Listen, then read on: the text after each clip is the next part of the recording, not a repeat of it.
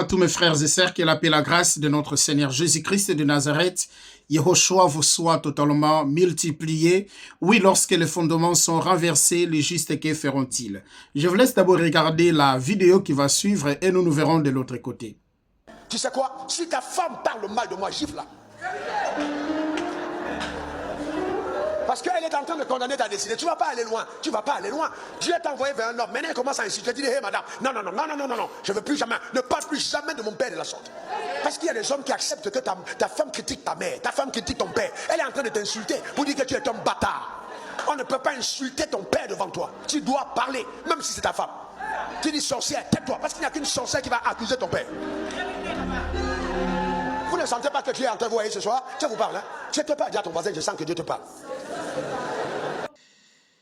Et voilà, mes chers frères et sœurs. Vous savez, c'est terrible. Hein? Je croyais avoir déjà tout vu et tout entendu. C'est terrible. Donc, quand ta femme dit mal de moi, parle mal de moi, il faut le gifler. Mes chers frères et sœurs. Vous savez, c'est pourquoi la Bible dit dans Galates chapitre 4, le verset 1er, « Aussi longtemps que l'héritier est encore enfant, il ne se diffère pas à un esclave. » Beaucoup sont devenus des esclaves dans nos églises. Beaucoup sont devenus des esclaves dans nos églises. Donc tu vas gifler ta femme parce qu'il a parlé mal de ton pasteur. Combien de gens qui parlent mal de Jésus? Est-ce que vous vous êtes déjà réagi parce qu'on a parlé mal de Jésus-Christ? Combien insulte Jésus? Combien insulte Jésus? Est-ce que tu t'es déjà levé pour défendre la foi? Combien insulte le christianisme?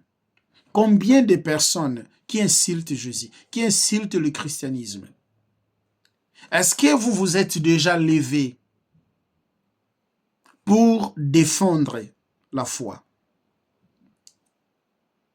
Vous allez vous lever, vous allez gifler même à ta femme, que la Bible ne l'autorise même pas.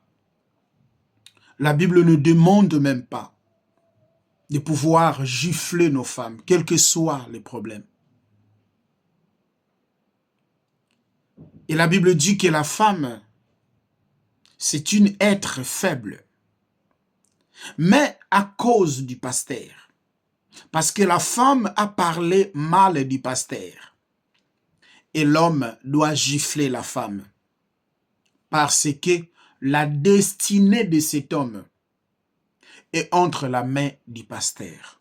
Ce n'est plus entre les mains de Jésus, mais la destinée maintenant des gens est entre les mains du pasteur. Supposons que le pasteur meurt aujourd'hui. Alors ta destinée aussi termine en fait. Comme ta destinée, comme Raoul Ouafo, votre destinée est entre ses mains. Mes chers frères et sœurs, Jérémie chapitre 17, le verset 5. Maudit soit celui qui se confie en l'homme. Maudit soit celui qui se confie en l'homme. Celui qui se confie à l'homme, il est comme l'arbre planté dans le désert, là où il n'y a pas l'eau. Et rien de bon se manifestera ou viendra dans la vie de cette personne. Mais celui qui se confie à l'Éternel, il ne sera pas d'ici. Donc, la vie, vos vies, est entre la main du pasteur, de celui qui décide. Si c'est le pasteur qui détient votre destinée, ben alors vous êtes encore des païens. Vous êtes encore des païens. Vous êtes des païens. Vous êtes des païens. Derrière la Bible, vous êtes des païens. Colossiens chapitre 1er, le verset 12 jusqu'au verset 14. Rendez grâce au Père, qui nous a rendus capables d'avoir part à l'héritage des saints. L'héritage des saints n'est pas entre les mains du pasteur. L'héritage des saints n'est pas entre les mains du pasteur, mais c'est entre la main du Seigneur Jésus-Christ. C'est lui qui est notre Père. C'est lui qui est notre Père. C'est lui qui est notre Père. Psaume 145. Les versets disent, vous allez même jusqu'au verset 15e. On dit que toute chair espère en lui. Et il leur donne la nourriture au temps convenable. Ce n'est pas les pasteurs. Ce n'est pas les pasteurs. Ta destinée n'est pas entre les mains des pasteurs.